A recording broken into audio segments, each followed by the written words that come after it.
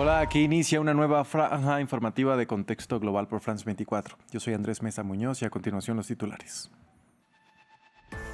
Victoria judicial para Donald Trump. A solicitud del fiscal especial Jack Smith, un juez aceptó desestimar el caso en su contra por inventar o intentar revertir los resultados de las elecciones de 2020. Todavía queda pendiente el caso del mal manejo de los documentos clasificados. Líbano y Hezbollah podrían tener un acuerdo de alto el fuego en las próximas horas.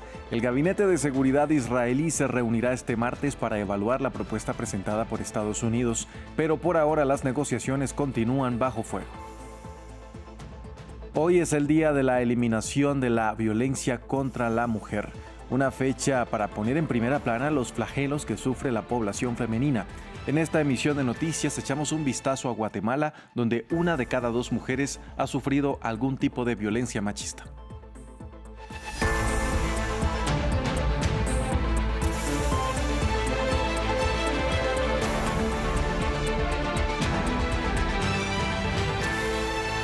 Vamos a iniciar en Estados Unidos porque Donald Trump recibió hace pocos minutos una victoria judicial. A petición del fiscal especial Jack Smith, un juez desestimó el caso contra el presidente electo por subversión electoral, en el que se le acusa de intentar revertir los resultados de las elecciones de 2020 que le dieron la victoria a Joe Biden.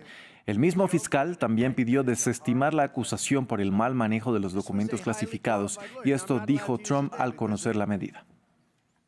Fue un secuestro político y un punto bajo en la historia de nuestro país que tal cosa pudiera haber sucedido, y sin embargo perseveré contra todo pronóstico y gané. Hagamos a América grande de nuevo.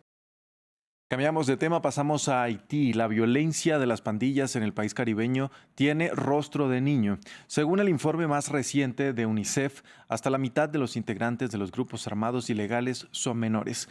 Un reclutamiento que está impulsado por la pobreza generalizada, la falta de educación y el colapso de los servicios esenciales. Samuel Salgado Castro tiene los detalles. Cerca de la mitad de los integrantes de los grupos armados en Haití son niños. Un dato alarmante que resalta el último informe del Fondo de la ONU para la Infancia, UNICEF. El reclutamiento de menores por parte de las pandillas se disparó en un 70% tan solo en un año.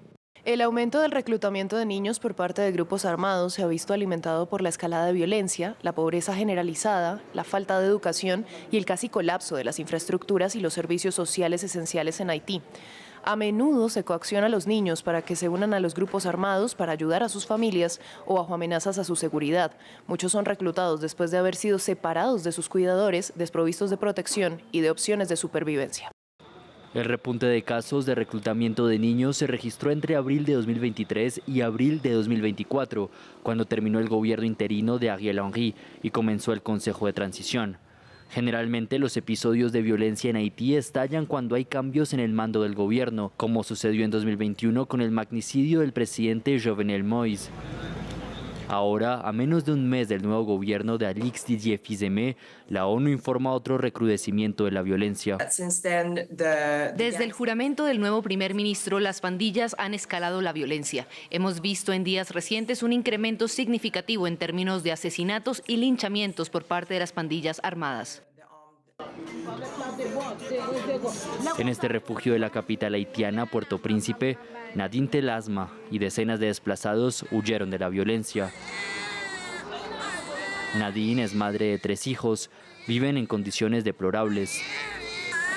Como ellos, unos 365,000 niños desplazados internos en el país están expuestos a numerosas amenazas, una de ellas el reclutamiento. Hoy se conmemora el Día Internacional de la Eliminación de la Violencia contra la Mujer, una fecha cargada de cifras alarmantes. ONU Mujeres reveló que en 2023 85,000 mujeres fueron asesinadas en el mundo, es decir, cada 10 minutos una de ellas fue víctima de homicidio. En su informe publicado hoy en la ONU indica que al menos 3.897 mujeres fueron víctimas de feminicidios en los 27 países y territorios de América Latina y del Caribe. En el caso de Guatemala, el gobierno como las organizaciones civiles buscan prevenir y atender el problema de la violencia contra las mujeres, pero los índices no disminuyen. Veamos. Ser mujer en Guatemala es altamente peligroso. 1 de cada 2 ha sufrido algún tipo de violencia machista. En el caso de Yulisa, su victimario fue su padre.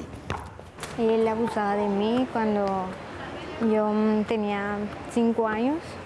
Desde ese entonces él empezó y pues gracias a mi tía yo le pude poner un alto a los 6 años después. Según el Observatorio de Salud Sexual y Reproductiva, cada hora una docena de menores queda embarazada, hecho tipificado como violencia sexual que requiere de la ayuda integral de organizaciones como la que preside Carolina Escobar Sarti. Y esto es lo que hace un equipo multidisciplinario aquí. Eso quiere decir que sí es posible. Si un Estado quisiera, si no se normalizara tanto la violencia sexual, esto sería posible. Estas chicas son posibles. Parte del equipo es Miguel Domínguez, quien coordina la Casa de los Chicos para capacitarlos en una nueva masculinidad que rompa con el patriarcado. Hablar de las nuevas masculinidades pues también es algo que está creciendo, ¿no? Y qué es lo que hay que modificar para que el ser hombre sea, digamos, un ser que no interrumpa otras libertades o que no violente a otros seres, ¿no? Aunque Guatemala ha diseñado un plan nacional para prevenir, atender y reparar los casos de violencia de género, el gobierno actual sabe que aún queda trabajo por hacer. Pero hemos avanzado muy poco para transformar los imaginarios y lo que pensamos en la sociedad y la naturalización que existe sobre la violencia contra las mujeres. Guatemala, Honduras y El Salvador suelen acaparar los primeros lugares de Latinoamérica de violencia extrema contra la mujer. Según los expertos, la solución al problema radica en la transformación cultural para que las mujeres sean valoradas como ciudadanas de primera categoría. Ahora vamos al Líbano, donde las conversaciones para el alto el fuego entre Israel y Hezbolá podrían concretarse en las próximas horas, según Estados Unidos. El gabinete de guerra de Benjamin Netanyahu se reunirá el martes para valorar la propuesta mientras continúan los ataques israelíes en los suburbios del sur de Beirut, donde el ejército atacó depósitos de armas de Hezbolá en Dayeh. Las autoridades libanesas cifran en 31 los muertos en el país solo este lunes. Veamos el informe de Samuel Salgado. ¿Se acerca un cese el fuego entre Israel y Hezbolá? Es la pregunta que ronda el Medio Oriente y en la comunidad internacional, luego que el embajador de Israel en Estados Unidos señalara que un acuerdo podría darse en cuestión de días. Desde el Líbano señalan que un eventual pacto no tendría más obstáculos. El vicepresidente del Parlamento del Líbano denunció que la intensificación de los ataques israelíes era prueba de la cercanía de un acuerdo. En las últimas horas hemos visto un aumento de la frecuencia de los ataques. Se ha sabido que el enemigo israelí siempre comienza a escalar cuando se acerca a una negociación. Sería con archivos serios en sus manos, en las que Israel participa después de que él acordara ir en esa dirección. Escala para presionar a la otra parte para que haga concesiones ante él.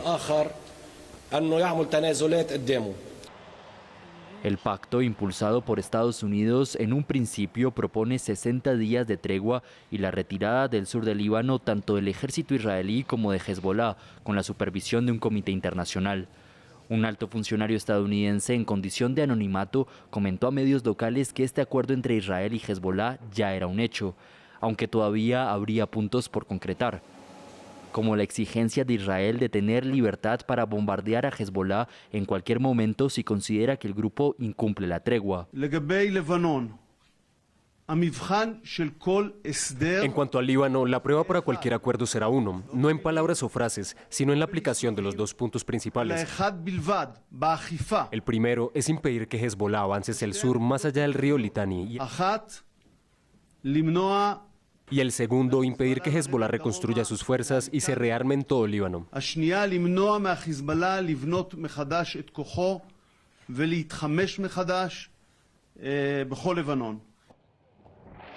Desde el inicio del conflicto en octubre de 2023, más de 3.700 personas, la mayoría civiles, han muerto en Líbano por la ofensiva israelí. En Alemania, el Partido Socialdemócrata Alemán designó este lunes por unanimidad a Olaf Scholz como candidato a canciller tras la decisión del ministro de Defensa Boris Pistorius de no postularse.